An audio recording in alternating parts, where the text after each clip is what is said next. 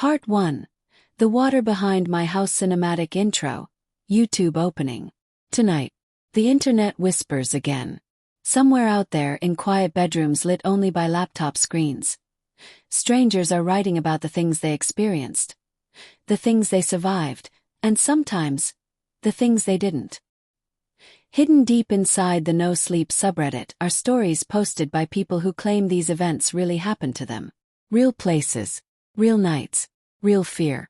And tonight, we're going through 31 of the most disturbing horror stories from October 2025.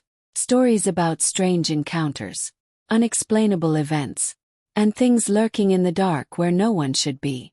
Some of these stories are unsettling, some are disturbing, and a few might stay with you long after this video ends.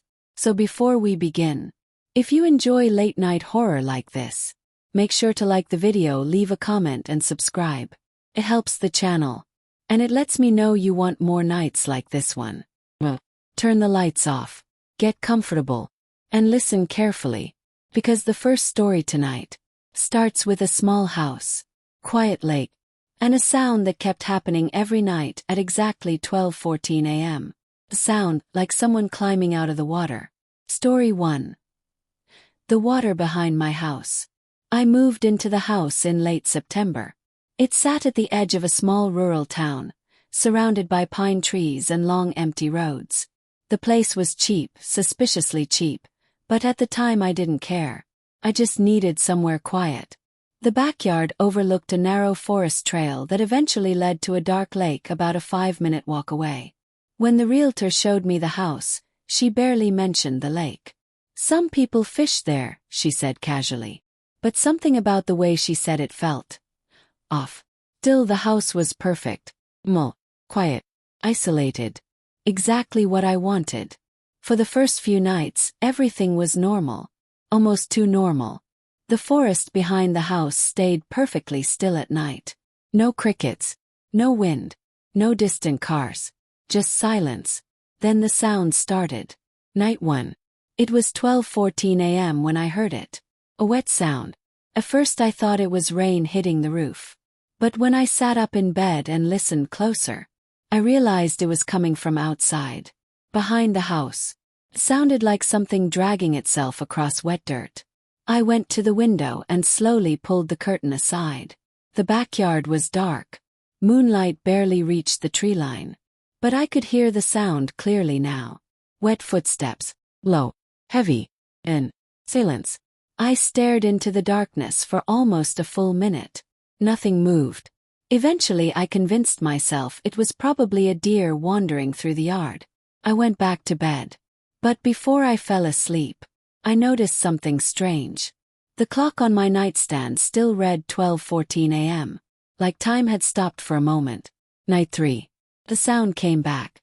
Again at 12:14 a.m. This time it lasted longer. Wet footsteps. Then something brushing against the wooden fence.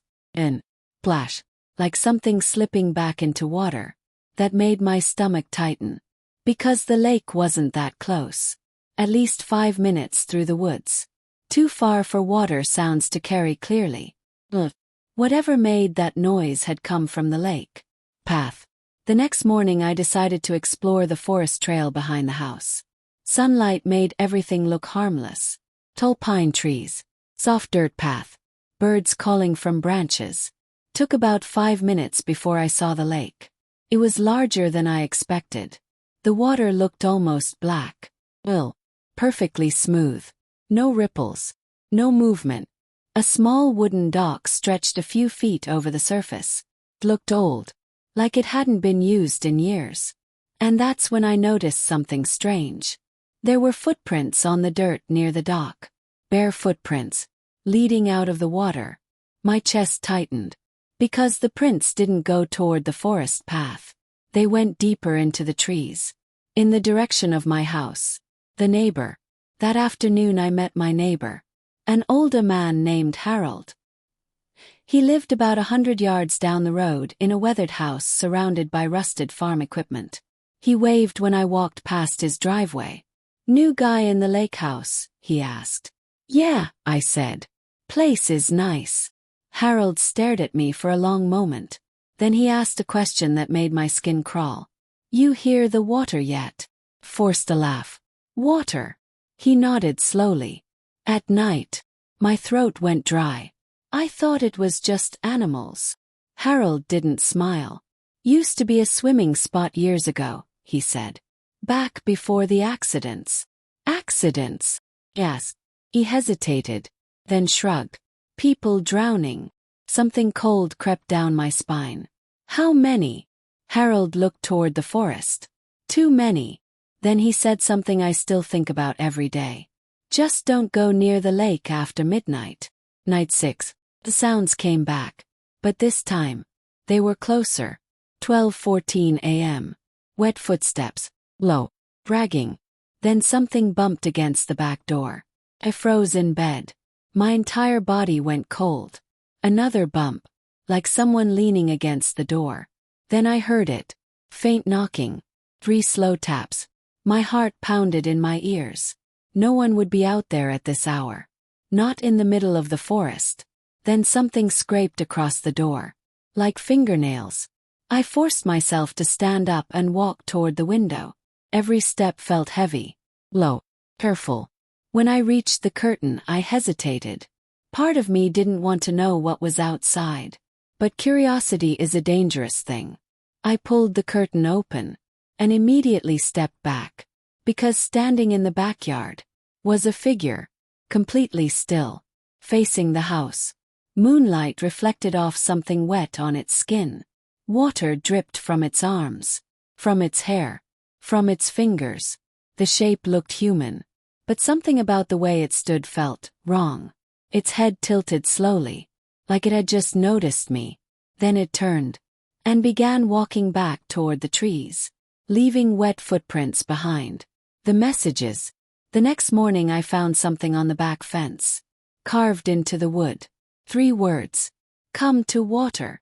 My hands started shaking. I hadn't carved that. And no one else had been near the yard. But that wasn't the worst part. Because beneath the message were handprints. But like someone had pressed their soaked palms into the wood. The disappearance. 2 days later my sister called me. She had been planning to visit for a weekend trip.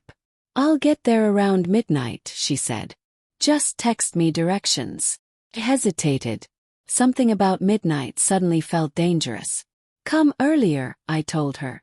Why? She asked. I didn't have a good answer. So she laughed it off. Relax. It's just a road trip. That night I waited in the living room. Watching the road through the window. Midnight passed. Then 12:14 a.m. arrived. Right on time. The wet footsteps returned. Closer than ever. Outside the house. Then I heard something that made my blood run cold. Car door slamming in the driveway. My sister had arrived.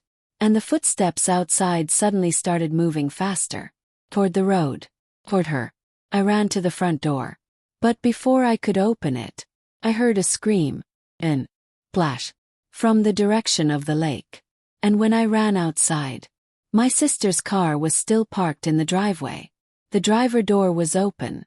But she was gone. Cliffhanger ending part 1. That's when I noticed something lying on the ground near the road. Her phone. The screen was still on. Text message was open. A message sent from my number. A message I never wrote. Said only 4 words. Come to the water. And when I looked toward the forest path leading to the lake, I saw something standing between the trees. Watching me. Dripping.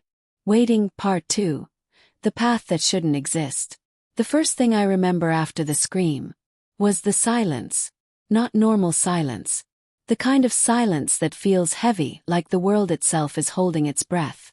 My sister's car sat in the driveway, headlights still on, illuminating the gravel road and the dark tree line beyond it. The driver's door was open. The interior light flickered slightly. But she was gone.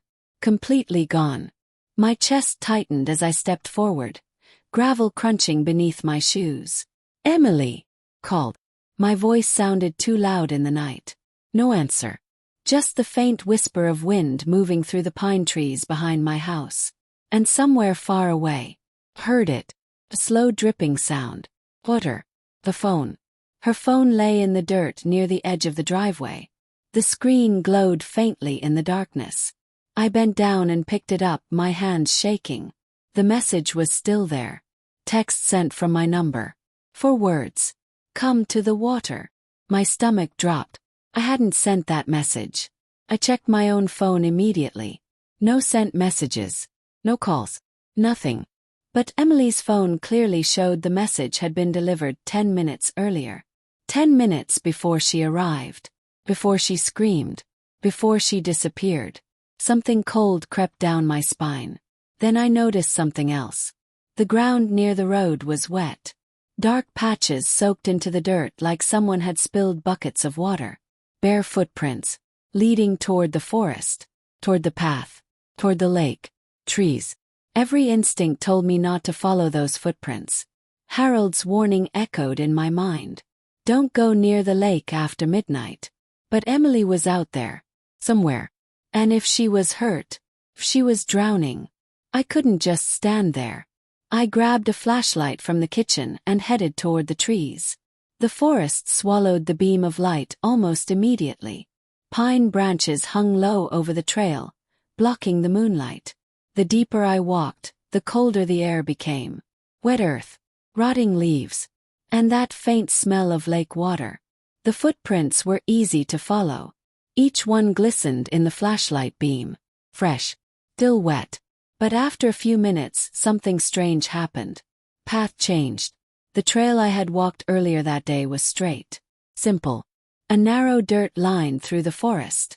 But now, split. 2 directions. Stop. I knew for a fact there hadn't been a second path before. Yet there it was. A narrow trail branching off to the right, barely visible between the trees. The footprints went that way. The hidden path. The new path felt wrong the moment I stepped onto it. The forest grew thicker. The trees leaned closer together, blocking out almost all the light. The air smelled stronger here. Wet, ill. Like something had been sitting in water for a long time. My flashlight flickered. Once. Then steadied again. Kept walking. Step by step. Following the footprints deeper into the darkness. Then I heard something ahead. Water. Not the gentle ripple of a lake. But something heavier. Something moving slowly through it. My heart started racing. Emily! Called again. My voice sounded small. Weak. Then the sound stopped. Complete silence. And that's when my flashlight beam landed on something that made my stomach twist. Low. Lying on the ground beside the path. Jacket. Ooze. All soaked. I recognized them immediately. They were Emily's. The water. The hidden path ended suddenly. Right at the edge of the lake. But something about the lake looked different now. The water wasn't still anymore. Small ripples moved across the surface. Like something had just gone under. My flashlight scanned the shoreline. Mud. Broken branches. More wet footprints. Leading straight into the water. My chest tightened. Emily! Shouted. Nothing answered. Just the quiet lapping of black water against the shore. And my flashlight beam drifted across the lake. And I saw something floating near the dock. First I thought it was a log. But then it moved. Slowly. Turning in the water. My stomach dropped. Because it looked like a person. The figure in the lake. I stepped onto the old wooden dock. Each plank creaked loudly beneath my weight. The water below was so dark it looked endless. My flashlight trembled as I aimed it toward the floating shape.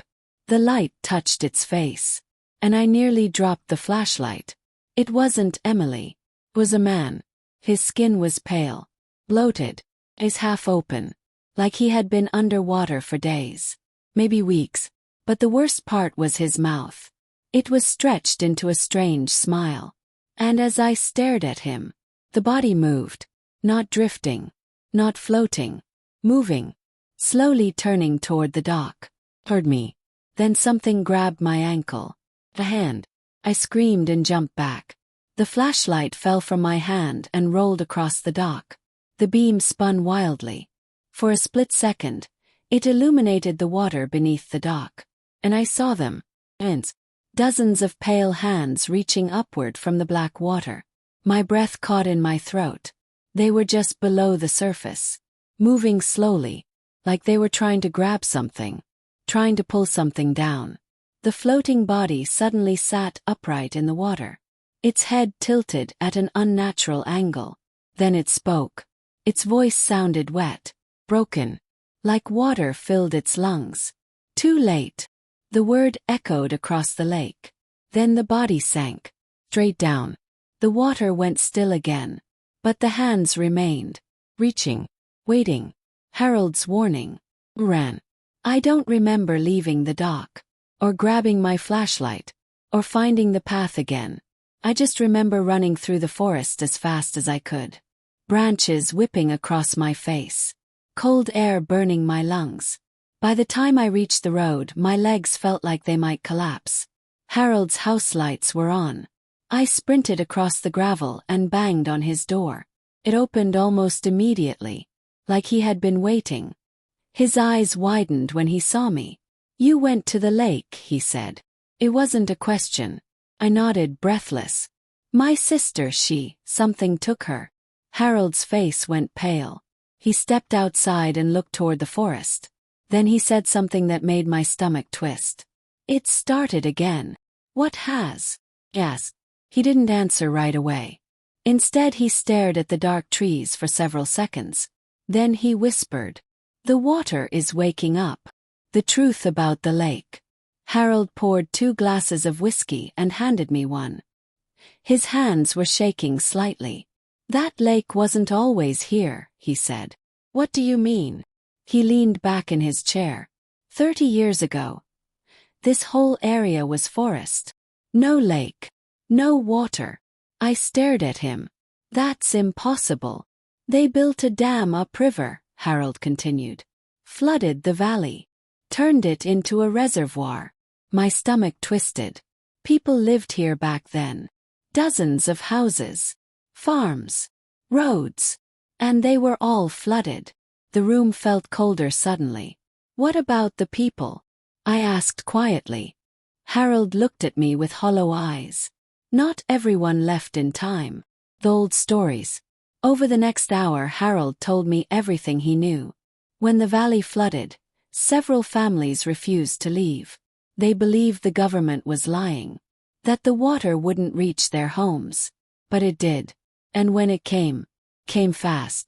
By the time rescue teams arrived, entire houses were underwater. Bodies were found weeks later. Some were never found at all. But the strangest part came years later. People who lived near the lake started hearing things. Wet footsteps, knocking at doors, voices calling from the shoreline at night. And sometimes, people disappeared. Always after midnight. Always near the water. Harold finished his drink and stared at me. "The ones who drowned," he whispered. "They never really left." The message. I walked back to my house just before sunrise. The sky was turning pale blue. Birds were starting to sing. For a moment, everything looked normal again. Peaceful. But the moment I stepped into the backyard, my stomach dropped. More words had been carved into the wooden fence. Fresh, wet handprints surrounded the letters. And the message was longer this time. "Bring her back." My heart pounded. I stared at the lake through the trees. The water looked calm again. But something inside me knew the truth. Emily was down there, somewhere beneath the black surface. And whatever lived in that lake wanted something in return. Cliffhanger ending part 2. That night, just before midnight, my phone buzzed. A new text message appeared. From Emily. 3 words. "I'm still here." Attached to the message was a photo. A dark underwater image. Taken from beneath the lake. Looking up at the surface. And standing on the dock above the water. Was me. But I hadn't gone to the lake that night. Which meant only one thing. Something that looked exactly like me. Had. Part 3. Something wearing my face. For a long time I just stared at the phone. My brain refused to process what I was seeing. The message was still open. "Emily. I'm still here." Below it was the image she had sent. A dark, distorted underwater photo. The camera was clearly beneath the lake, pointed upward toward the surface. The water above looked murky and green, filled with floating particles. And on the dock, standing under the pale moonlight, was me. Same clothes, same height, same posture. But I hadn't left the house. Not that night. Not since the dock. My chest tightened. The timestamp on the message read 12:14 a.m. Exactly the same time the footsteps always appeared. Exactly the same time Emily disappeared. My hands began to shake. Then another message arrived. Emily. It told me you would come. The second message. I typed back immediately. Emily. Where are you? Are you okay? 3 dots appeared. Typing. Up. Typing again. Then another message appeared. Emily. Can see the dock. My heart pounded. See the dock. That meant she was still in the lake. Somewhere beneath the water. Emily, listen to me, I whispered as I typed. Can you swim? Can you reach the surface? The response took longer this time. Almost a full minute. When the message finally appeared, my stomach dropped. Emily. Whoa. Another message came right after. Emily. There are too many hands. My throat went dry. I remembered what I had seen beneath the dock. The pale arms reaching upward. Moving slowly through the dark water. Waiting. The lake is watching. Another message appeared. Emily. Says you have to come back. Froze. Who does? There was a long pause. Long enough for my breathing to become uneven. Long enough for the silence in the house to start feeling wrong. Then my phone vibrated again. Emily. The man in the water. Cold sweat ran down my neck. The floating body. The one that had spoken. Too late. Before I could respond, Emily sent another message. Emily. He looks like someone who drowned a long time ago. Another pause. Emily. But he's not alone anymore. My hands tightened around the phone. Emily, I whispered. What's happening down there? The reply came almost immediately. Emily. They're waking up. Midnight again. The clock on the wall clicked softly. 12:13 a.m. My heart skipped. 1 minute. I looked toward the back door. Toward the dark forest behind the house. Every night at 12:14 the footsteps started. The wet dragging sounds. The knocking. And tonight, Emily was texting from inside the lake. My phone buzzed again. Emily. He says it's almost time. What does that mean? I whispered. The message took longer this time. Then it appeared. Emily. He says the water remembers. The clock clicked again. 12:14 a.m. And right on time. Heard it. Wet footsteps outside the house. A door. Low. Heavy. Dragging through wet dirt. Exactly like every other night. But this time, they weren't coming from the forest. They were coming from the front yard. My stomach twisted. Because that meant whatever was outside had come from the lake. Then walked all the way around the house. To the front door. The footsteps stopped. Complete silence. 3 slow taps. My entire body froze. Another knock. Then something slid slowly down the door. Like wet fingers. My phone buzzed again. Another message from Emily. Emily. Don't open the door. My breathing became shallow. Why? Her reply appeared instantly. Emily. 'Cause that's not you. The window. Curiosity is dangerous. But fear makes it worse. Slowly, carefully, I walked toward the living room window. The curtains were closed. The porch light was still on outside. Something moved behind the glass. My hands trembled as I reached for the curtain. Part of me didn't want to look. But I already knew what I would see. I pulled the curtain aside. And my heart nearly stopped. Standing on the porch was me. The doppelganger. Same face. Same hair. Same clothes. Even the same terrified expression. But something about it was wrong. The skin looked pale. Too pale. And water dripped slowly from its sleeves. From its hair. From its fingertips. The thing smiled. But the smile didn't reach its eyes. Then it lifted its hand and knocked again. 3 slow taps. My legs felt weak. My phone buzzed. Emily. He found you.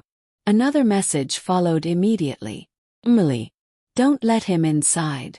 The thing on the porch tilted its head slightly, like it was listening.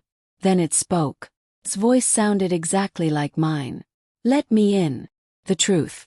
I stumbled backward. No, I whispered. The thing knocked again. Harder this time. Let me in, it repeated.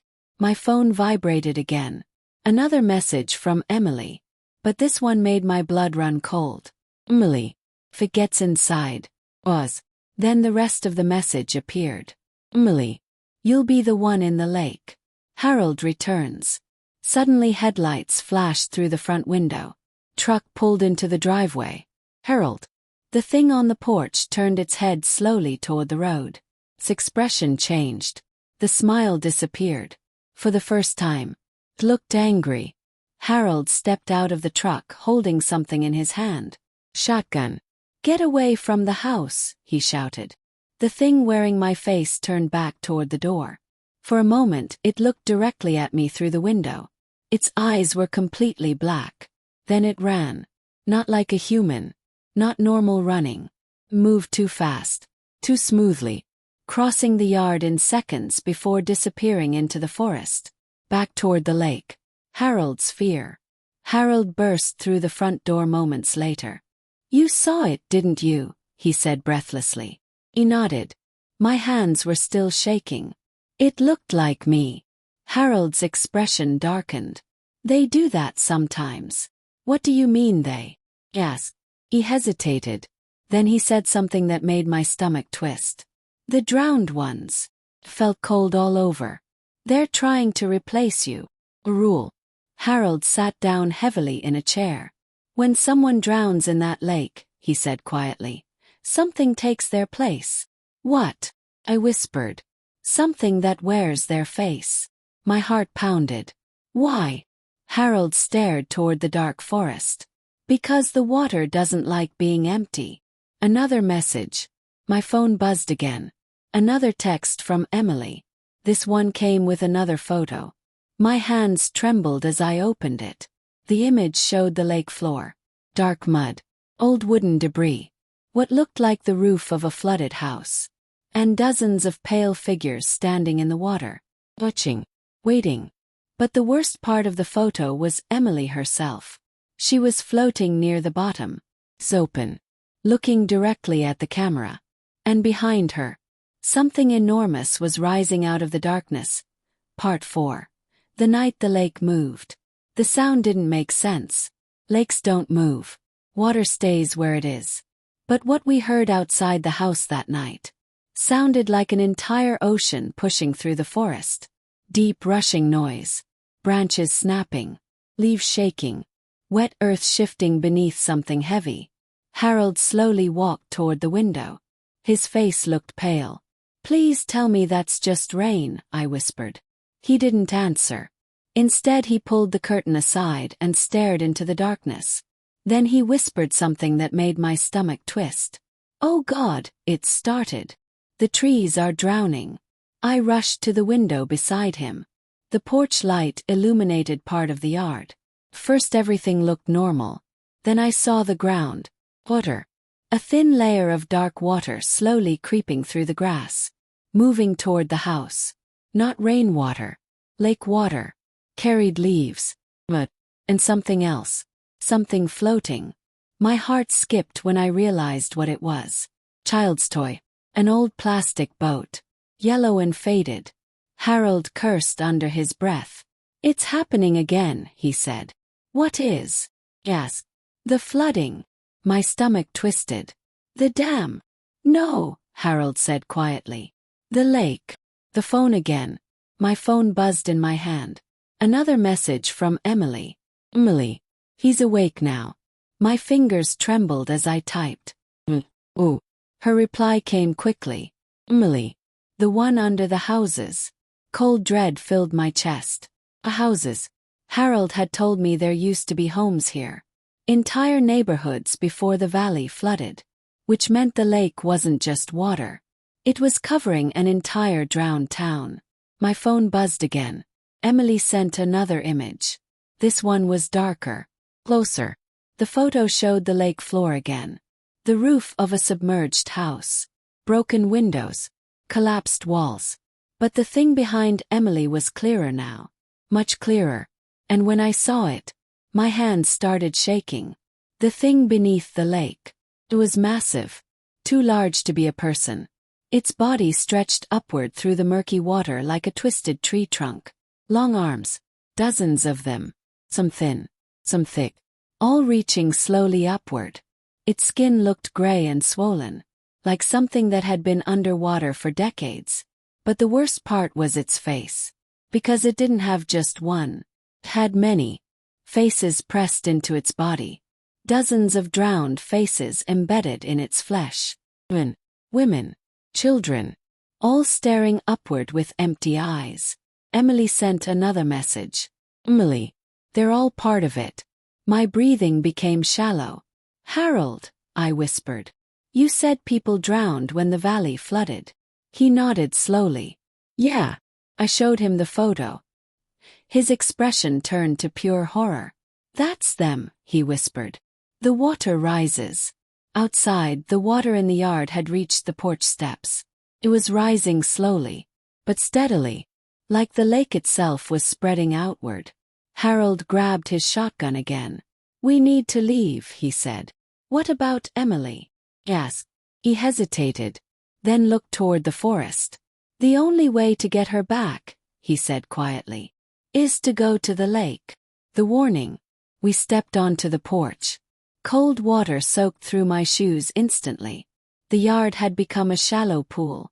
Moonlight reflected across the moving surface. Something brushed past my leg in the water. I looked down. My heart stopped. It was a hand. A pale hand floating just beneath the surface. Its fingers twitched slightly. Then it drifted away into the darkness. Harold grabbed my arm. Don't look down too long, he said. Why? He swallowed. Sometimes they grab. The walk to the lake. We followed the forest path again. But the trail looked completely different now. Water flowed between the trees. Small streams forming where dry ground had been before. The deeper we walked, the colder the air became. And the stronger the smell of lake water grew. Rotting wood. Wet earth. Something old. Something dead. Then we heard it. Voices. Whispering through the forest. First they sounded like wind. But as we got closer, I realized they were words. Dozens of voices whispering at once. Calling the same thing. Come back. The lake came into view through the trees. The sight made my stomach drop. The water level had risen several feet. The shoreline had disappeared. The forest floor near the lake was completely submerged. The dock floated higher than before. And the water around it was moving, slowly circling. Like something huge was stirring beneath the surface. My phone buzzed again. Emily sent another message. Emily. He knows you're here. Harold whispered beside me. Stay back from the edge. But it was already too late. Because the lake suddenly went still. Completely still. Then something enormous moved beneath the surface. The rising. The water bulged upward. Like something massive was pushing from below. Harold raised the shotgun. Back up, he said. I couldn't move. The surface of the lake split open. And something began rising slowly out of the water. First came the arms.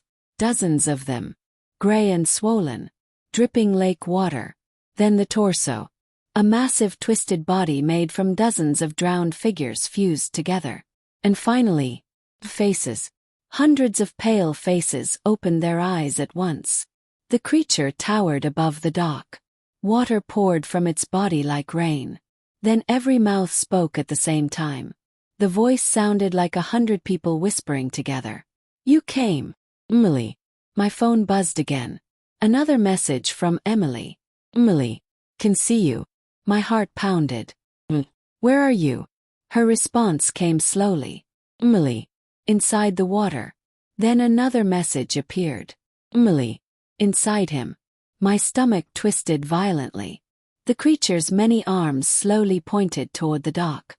"Trade," the voices whispered. Harold grabbed my shoulder. "Don't listen to it," he said. But the creature continued speaking. "You take her place." Cold dread flooded my chest. Harold whispered urgently. "That's how it works." "What do you mean?" "Yes. Someone always has to stay in the lake." "Choice." The creature took another step forward. The lake water rippled around its massive body. One of its arms stretched toward me. Long, thin, dripping. "Trade," the voices repeated. My phone buzzed again. Emily sent one last message. "Emily, don't do it." Then another message appeared beneath it. "Emily is lying." I stared at the creature. "Where is she?" shouted. The faces across its body slowly smiled. And then one of them opened its mouth. It was Emily's face. Water poured from her lips as she spoke. "You're too late."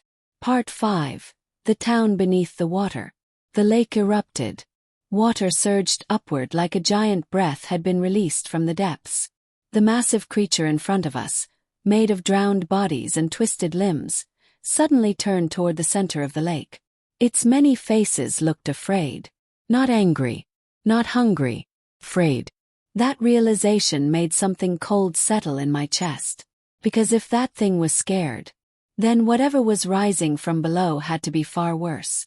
The water in the center of the lake began to spin, slowly at first, then faster. A massive whirlpool formed where the old town once stood beneath the surface. Harold grabbed my arm. "We need to move," he whispered.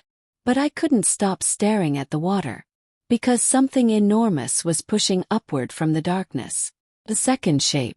At first it looked like the top of a building. A huge dark shape breaking through the surface. Then another part emerged. And another. Until I realized what I was looking at. It wasn't a creature. Not exactly. It was an entire house. An old wooden house slowly rising from the lake. Rotten beams. Collapsed roof. Broken windows dripping lake water. The structure looked ancient. Like it had been underwater for decades. 'Cause it had. The drowned town was coming back up. But the house didn't stop rising. More buildings followed. A church tower. Pieces of old street lamps. Fragments of fences and porches. It looked like the entire neighborhood was pushing up from beneath the lake. Like something deep below had decided to bring the drowned town back to the surface. And then I saw the movement inside the windows. The people in the windows. Figures. Standing inside the ruined buildings. Watching us. Their shapes were distorted through the dripping glass. But one thing was clear. They were human. Or at least they had been once. Pale faces stared through the broken windows of the rising houses. Dozens of them. Maybe hundreds. Water poured from their mouths. Their eyes were wide open. And every single one of them was looking at the shore. Looking at us. Harold whispered something beside me. "They're coming back." The first step. The massive creature made of drowned bodies suddenly moved backward. Its many arms twitched nervously.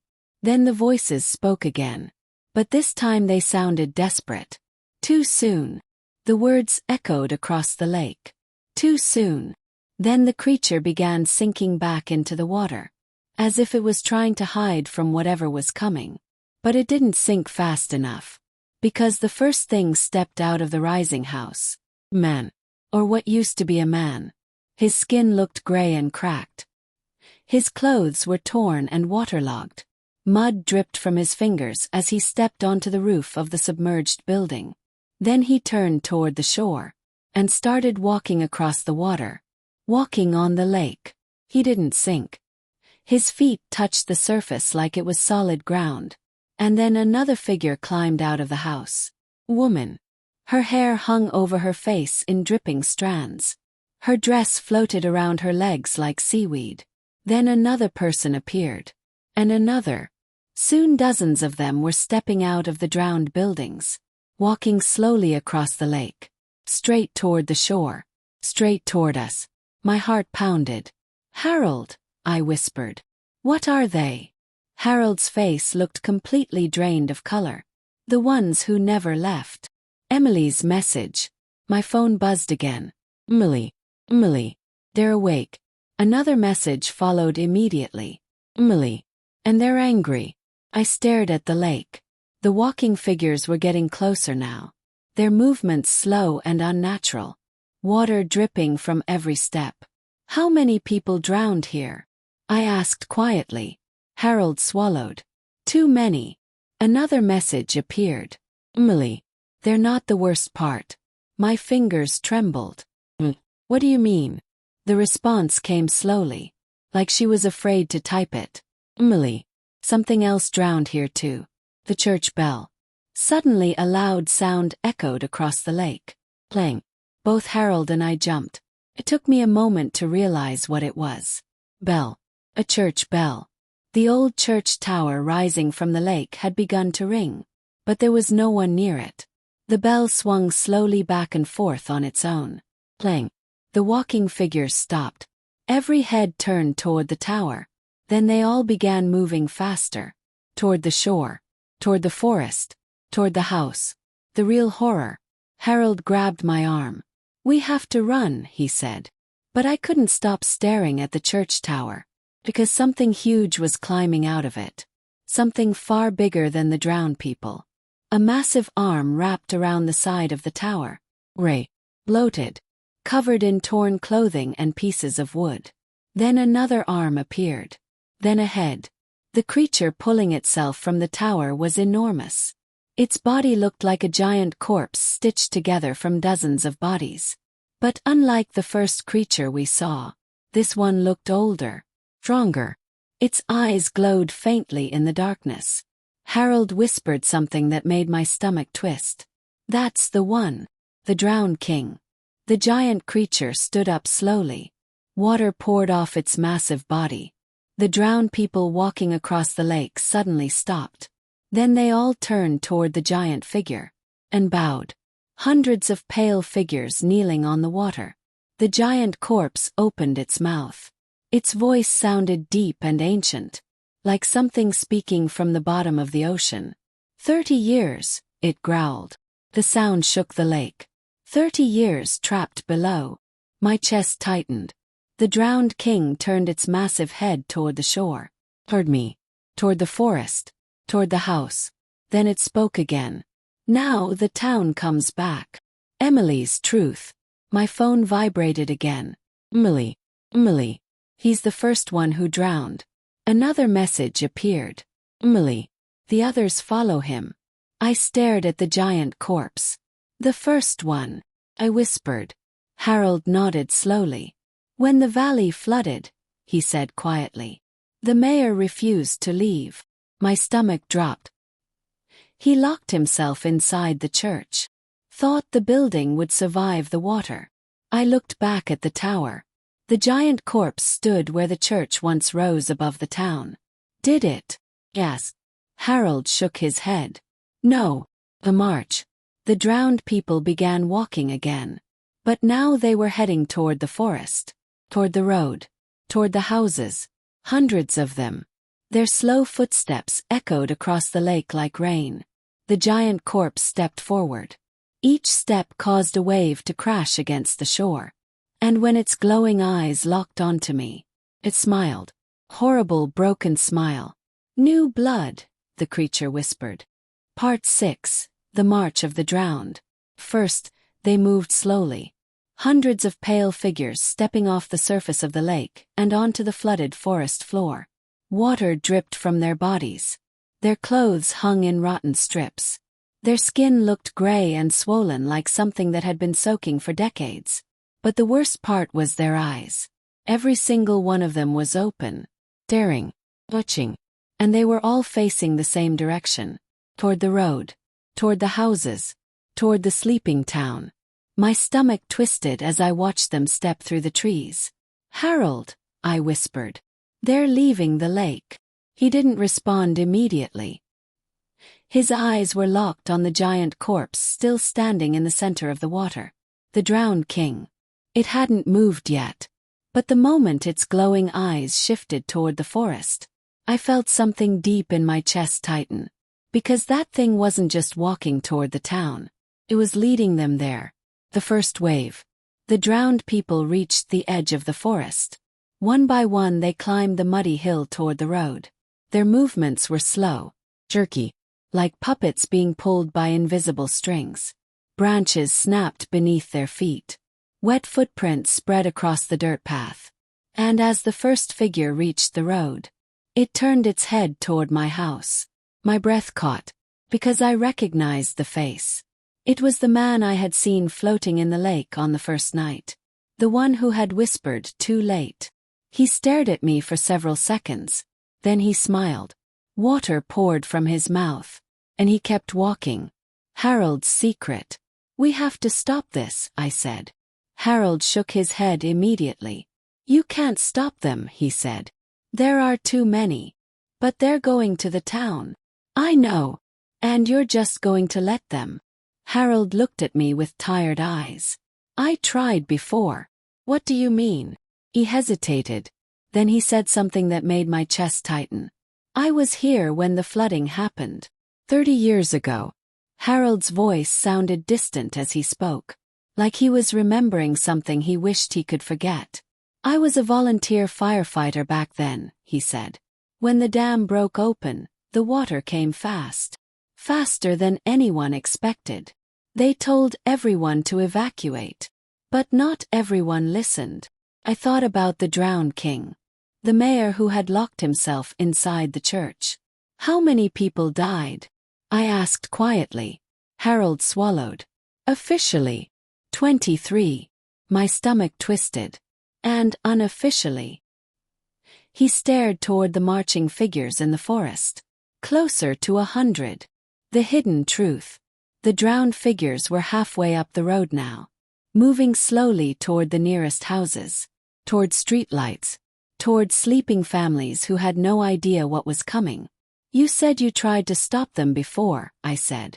Harold nodded. 10 years ago. The lake rose like this. The drowned started walking again. What happened? Harold looked down at the ground.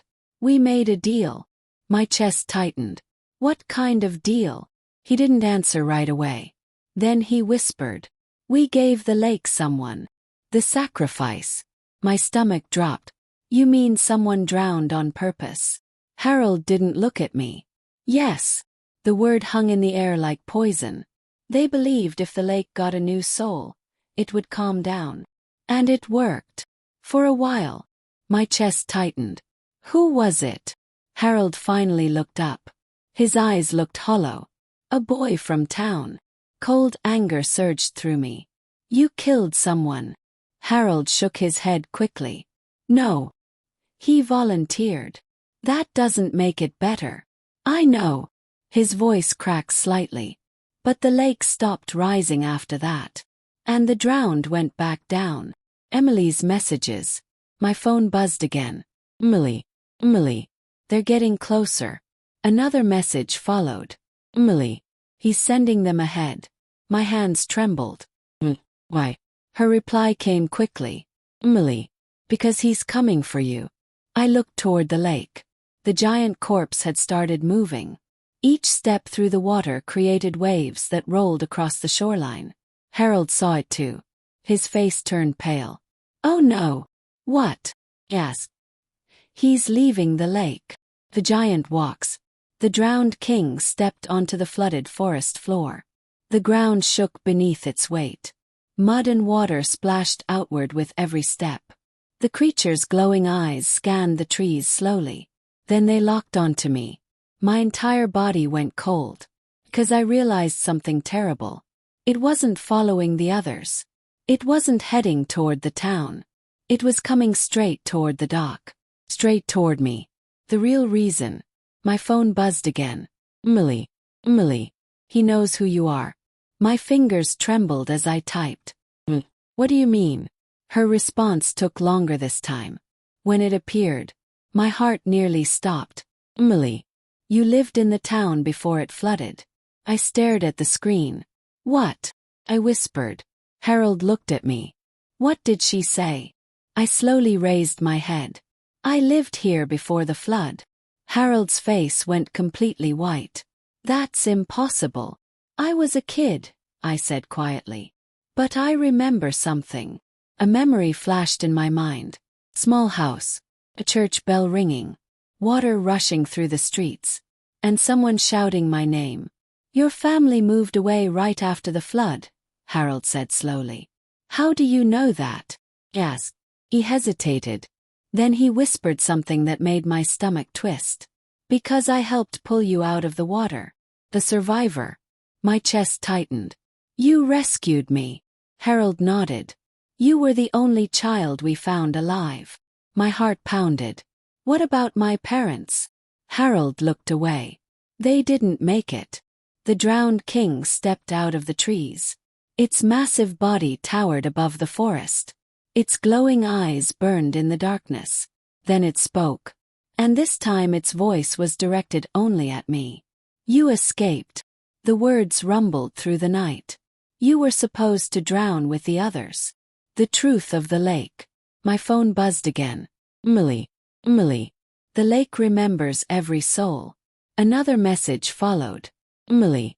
And one of them is still missing. My blood ran cold. The drowned king took another step forward.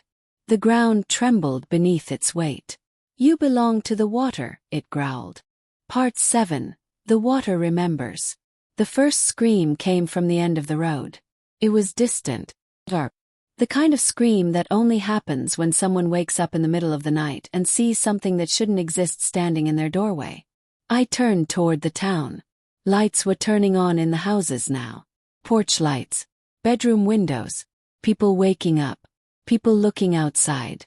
People realizing something was very, very wrong.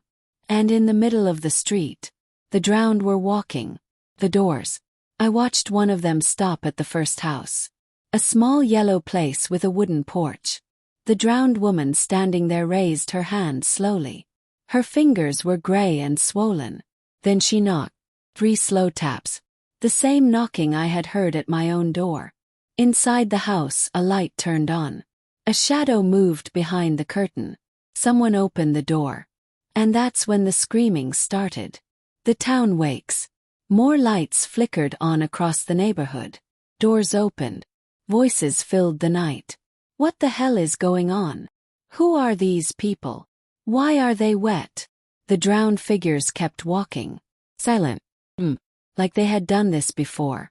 Like they knew exactly where they were going.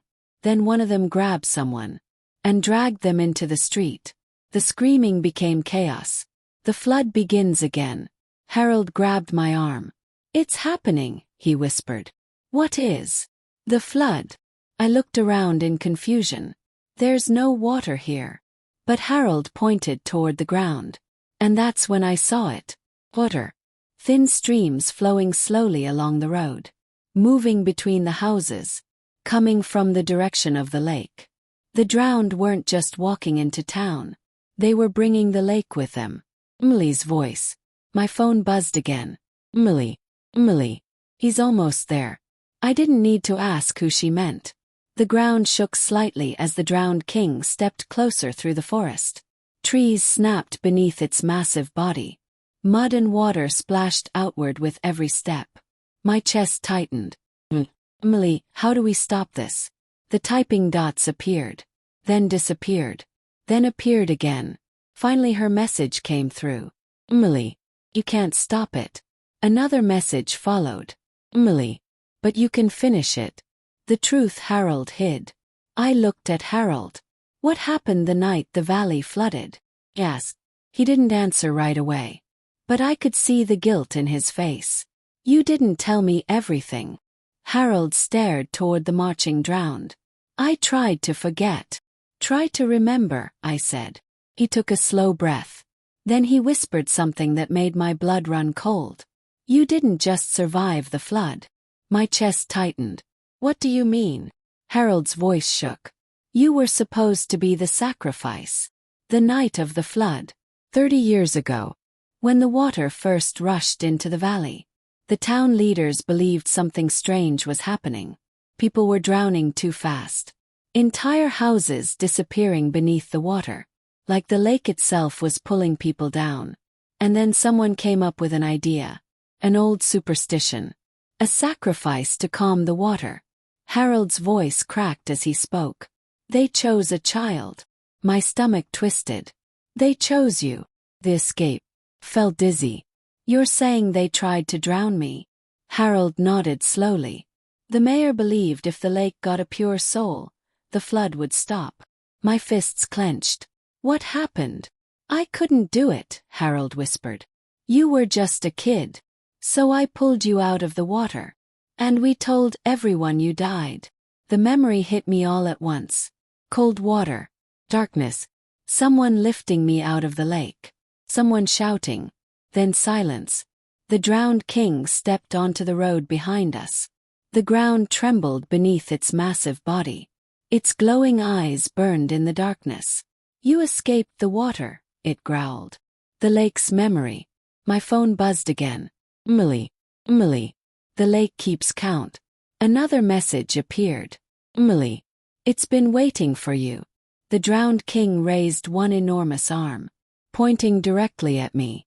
The debt remains, the voices rumbled. Water surged through the street around its feet.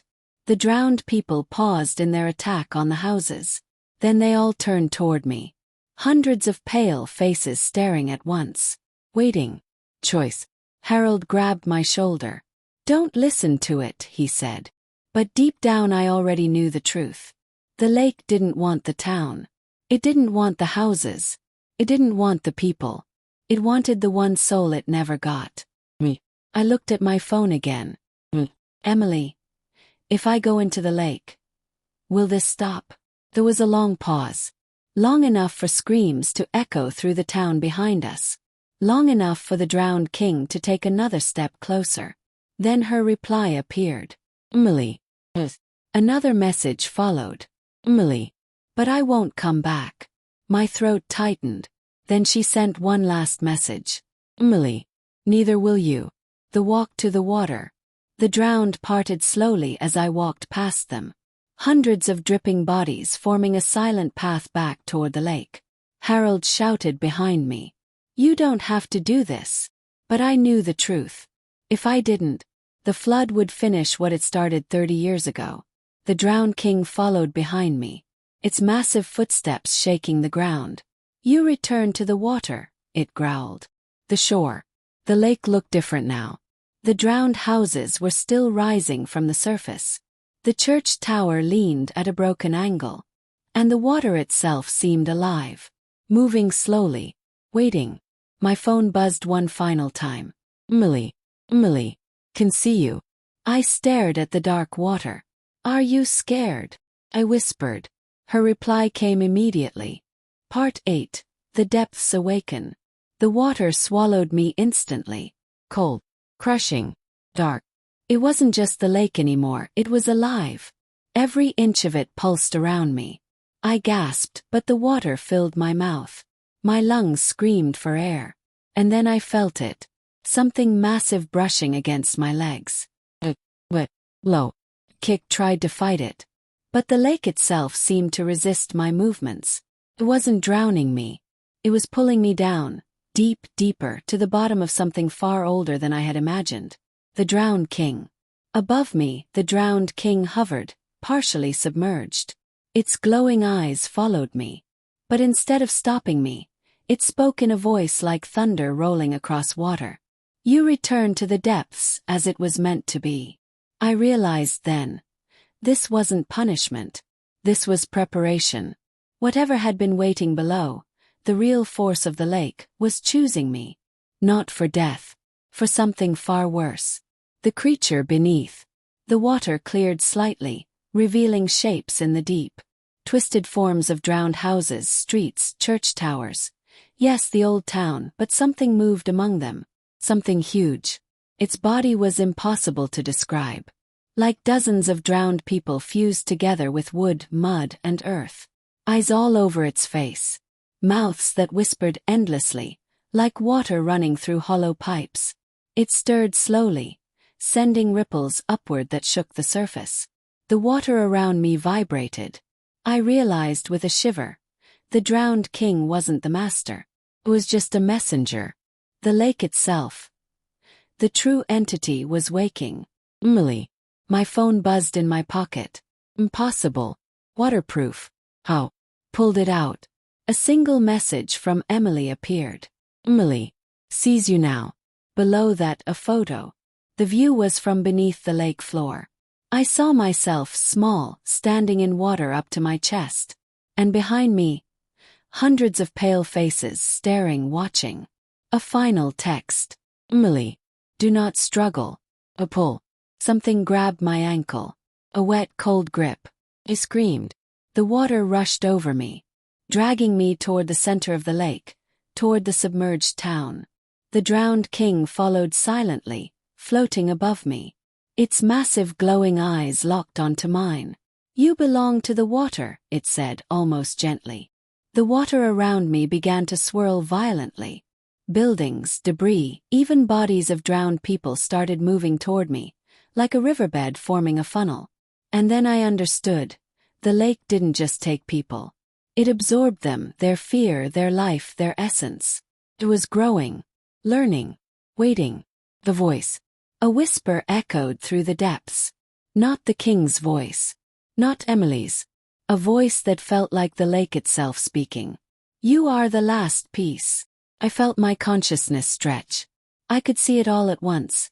The drowned town, the victims trapped in the lake, the twisted forms of the drowned king and the walkers above. It wasn't evil, not in the human sense. It was hungry. It needed me. And I could feel the pull, the inevitability. Merging. My body sank further. Water filled every sense. Then the hands, thousands of them, grabbed at me. But instead of fighting, I let them pull. The drowning king hovered silently, watching. The lake swallowed me completely. And then, I wasn't me anymore. I could feel the town, people, the water, the lake itself. I was inside it, seeing all that had ever happened, all that was trapped, all the fear and despair. And I understood. The lake doesn't just take lives. It remembers them, preserves them, uses them. And it had chosen me to become part of its memory. The final message. My phone buzzed one last time. From Emily. Emily. Welcome to the water. I felt her presence. She was there. But not alive. Not dead. Something in between. And I realized the horrifying truth. She wasn't warning me. She was guiding me. Part of the lake now, just like me. Twist. The next morning the town looked calm. The sun reflected off the lake, perfectly still. Neighbors walked outside. Children played. Nothing seemed wrong. But the truth remained beneath the surface. Below the mirror-like water, the drowned town lay waiting. The walkers, the drowned king, Emily, me. All trapped, all watching, all ready. And one day the lake would rise again. It always did. And anyone who saw the water that night would never leave its memory. 'Cause the lake remembers. It never forgets. Never releases. And the final truth lingers in the mind like a cold shadow. The lake doesn't just drown you. It makes you part of itself.